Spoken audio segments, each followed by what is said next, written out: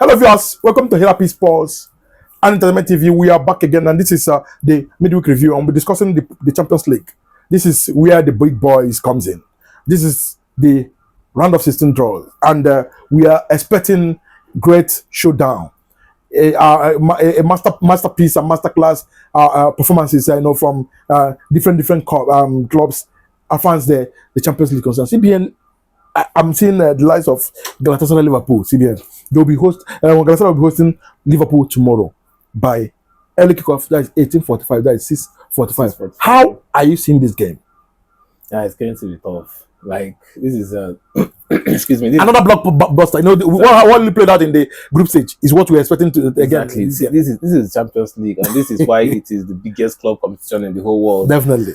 And when you look at it, Galatasaray, they might not really be a top European football club that wins, that is categorized among the favorites to win the Champions League. Yeah. But this is a very big football club. Yeah. In the sense that they've actually dominated the Turkish league. Yeah. They have world class players. Mm-hmm. I mean, Leroy Sané, Victor Osimhen, Ika Gundogan. Yeah. I mean, they have these quality players that when you look at them, and these are serial winners. These guys have won a lot of trophies in their career. Definitely. So playing against Liverpool in the Champions League, it's not going to be easy, because the Liverpool we're talking about right now is not the same Liverpool that Jurgen Klopp left behind. Yeah. So we are going to really see a tough game. And thanks to Mo Salah, who scored at least in the last in the FA Cup game with Liverpool against Wolves. And are you expecting him to, since he has scored in the first time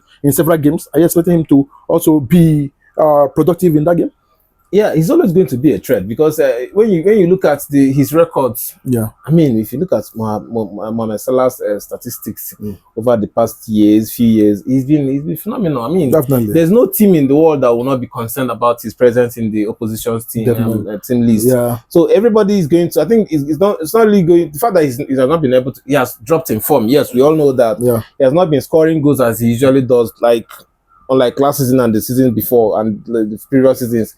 But then this is Mohamed Salah, who, in my opinion, is still a very dangerous footballer. Of which, if you give him that space, if you make a mistake and then allow him to get in behind the defenders, or put him in a position where he has to run for the ball against a player, he's very quick, he's very fast, and he can score goals from every angle. Definitely. So he's still a dangerous player. I think he is still very important for Liverpool, in as much as he has not been producing that results as he used to, but still, it's still very, very important for them. Okay, another English club, Newcastle United, will be hosting Barcelona also at that day, and St. James Park. CBN, how are you seeing this game? Yeah, they both played in the group stage as well. Definitely, back and defeated them, I think 3-1. Yes, but it's going to be different now. Seriously, I'm going to tell you that for free. I think the only positives now, the only interesting fact in this fixture is the fact that that small boy, that Lamine Yamal of a boy, he's in the form of his life right at the now. moment. Yeah, the boy is scoring goals for fun right now. Yeah, and I think he's somebody Newcastle should be worried about. Can't he be tamed? Or who are you seeing? I don't know if Luis Hall is capable to stop him. I mean, he's going to. They're both young. Yeah, he's going to try to do something, but still, Yamal is. I think he's just unstoppable. But then I feel like in his day, in his day, yes. In his day. But then he has in recent times, he's having his day every day. He's on the pitch. Recently, he has been playing very well. Let's see if he's going to take it to now. I think if Luis Hall or whoever that is going to be assigned the duty to mark him, if they can limit his time with the ball, I think they can get a result from this. Because one thing about that young man, Lamine Yamal, is that even if he doesn't score, he creates. He gives passes. And like you said, I don't think one person can hold him. Yeah. I think they just have to find a way to limit the supply that he's getting. You can just assign 2 players to him. Yeah, because I think his injury room are back at the moment. Of course, if he, like you said, he gives passes, he can give long passes and short passes, and these are accurate passes. Definitely, and then he can score goals. He can dribble players, like can go through a pool of players and then score a goal. So if they can actually limit his performances, limit his influence in the game, I think Newcastle will get something. And then let them, I mean, talking about Newcastle right now, let them take their own chances. I think Barcelona plays the kind of football that is a little bit risky in the sense that they play high line.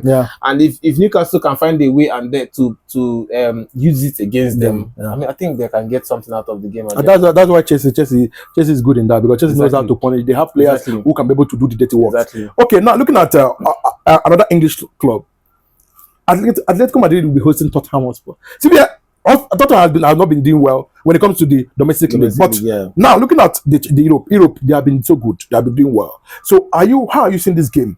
Although we know that ATM are also, they're very good at the moment. You know, when it comes to Europe, they have been good in the recent time. Now, at least in their last game, at least they were good as far as Europe is concerned. Now, how are you seeing this game? Because Tottenham, as it stands, this is their only hope to be able to survive, or to say, okay, yes, we are not asking. We know that it's not going to be easy for them to win the Champions League, but at least getting to the semi-finals or rather even the quarterfinals will get a long way to say, yes, we can do it. Despite that we have a rough season as far as the English Premier League is concerned, we know we can do it. Yeah, I think like you said, they really need to go beyond this stage in Champions League so that they can have something to say, okay, we did our best. At least their fans will have something to smile. Aside from aside from Champions League right now, they've not achieved anything. They have not. They have not.